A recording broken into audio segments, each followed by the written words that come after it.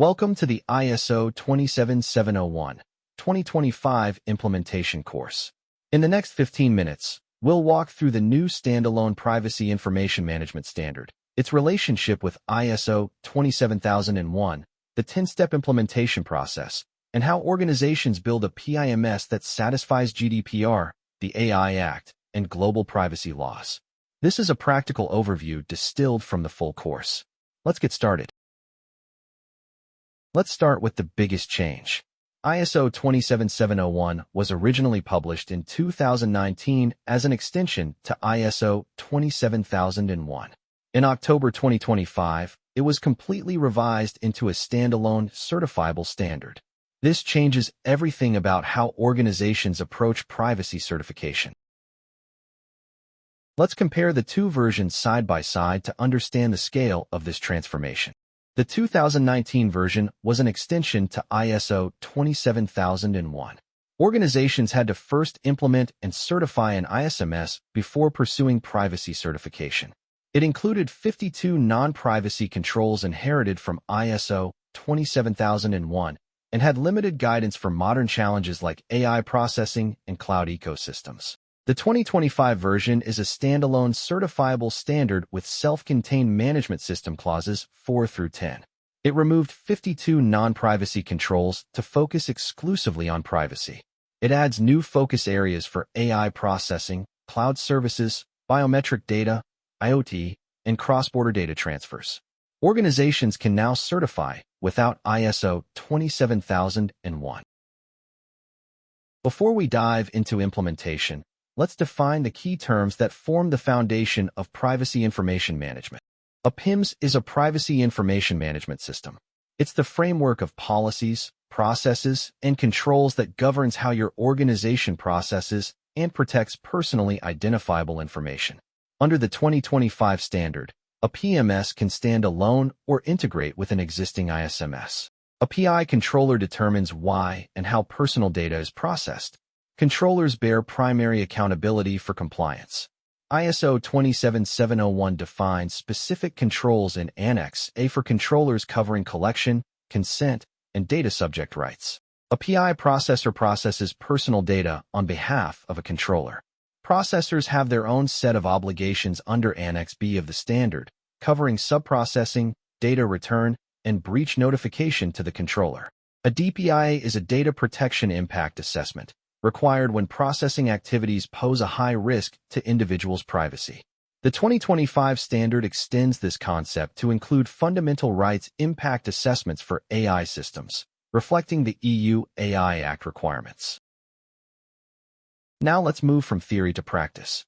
The course organizes ISO 27701 2025 implementation into 10 practical steps, from scoping through certification. We'll walk through each phase. Implementation begins with defining scope, choosing your certification path, and establishing leadership commitment. Step 1 defines the scope of your PMS. Identify which processing activities, systems, locations, and jurisdictions are covered. The scope must be specific enough to audit but broad enough to cover all material privacy risks. The output is a formal scope statement and context analysis. Step 2 establishes leadership commitment with named individual accountability. Not just a department, but a named person. Set measurable privacy objectives aligned to business strategy. The outputs include the privacy policy, privacy objectives, and a RACI matrix. Step 3 is the strategic decision, standalone PIMS or integration with ISO 27001. Standalone is faster and lower cost for privacy-focused organizations. Integrated reduces duplication if you already have or plan an ISMS. Both paths lead to the same certification. The second phase builds the data foundation, knowing what PI you have, where it flows, and what risks it faces. Step 4 builds your PI inventory and data map. Catalog every category of personal data, trace how it flows from collection through processing to deletion, document the legal basis for each activity, and identify cross-border transfers. AI training data is a new category that must be inventoried under the 2025 standard. Step 5 classifies PII by sensitivity level. Not all personal data carries the same risk. Health data, biometric data, and children's data require stronger controls than basic contact information. Classification drives proportional control selection and resource allocation. Step 6 conducts the privacy risk assessment. Identify risks specific to PII processing, analyze their likelihood and impact on individuals, and define treatment plans. The 2025 standard requires considering AI-specific risks like algorithmic bias, automated decision-making, and model training on personal data. The third phase implements the operational controls that protect privacy in daily operations. Step 7 builds the privacy policy framework.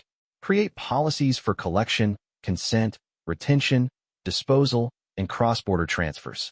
The 2025 standard adds specific requirements for AI processing transparency, requiring organizations to document how AI systems use personal data and the logic involved in automated decisions. Step 8 implements data subject rights handling. Build procedures for access, correction, erasure, portability, and objection requests.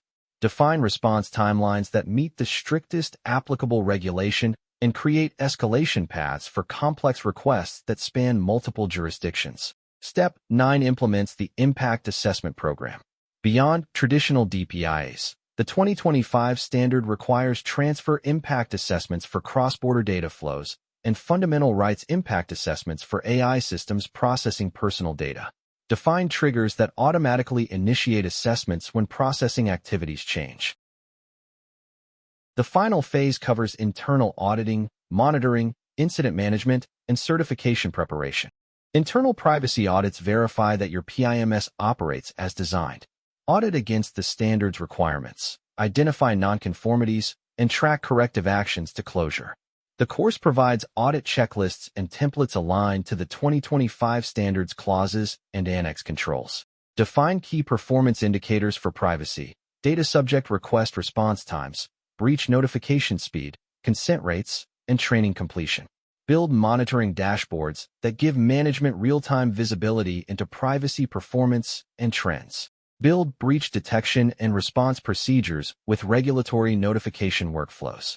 The course covers breach classification, containment procedures, notification timelines for different jurisdictions, root cause analysis, and the documentation needed for regulatory reporting. Prepare for certification with Stage 1 documentation review and Stage 2 on-site assessment. The 2025 standard uses ISO 27006:2025 for certification body accreditation. The course walks through evidence preparation, common audit findings, and strategies for a successful first-time certification. Let's close with the most important lessons from ISO 27701-2025 implementation. First, ISO 27701-2025 is now a standalone, certifiable standard. Organizations no longer need ISO 27001 as a prerequisite. This lowers the barrier for privacy-focused organizations and opens certification to thousands of companies that want to demonstrate privacy commitment without a full ISMS. Second, the removal of 52 non-privacy controls sharpens the standard's focus exclusively on privacy information management. This makes implementation more efficient and audits more targeted, while reducing overlap and duplication with ISO 27001. Third, the 2025 standard adds specific focus areas for AI processing, cloud services, biometric data, IoT, and cross-border transfers. These reflect the modern privacy landscape and require organizations to address risks that didn't exist when the 2019 version was published. And fourth, start with your PI inventory. Everything else in the PIMS builds on knowing what personal data you hold, where it flows, and who accesses it. Without a comprehensive inventory, every other control operates on assumptions rather than facts. That wraps up our overview of ISO 27701-2025. In the full Udemy course, you'll get 28 detailed lectures covering every clause and annex control, the Data Trust Solutions case study, impact assessment templates, audit checklists, and practical guidance for standalone or integrated certification. Click the link below or scan the QR code to enroll and start building your PIMS today. Thank you for watching. If this overview was useful, subscribe for more privacy, compliance, and information security content. See you in the course.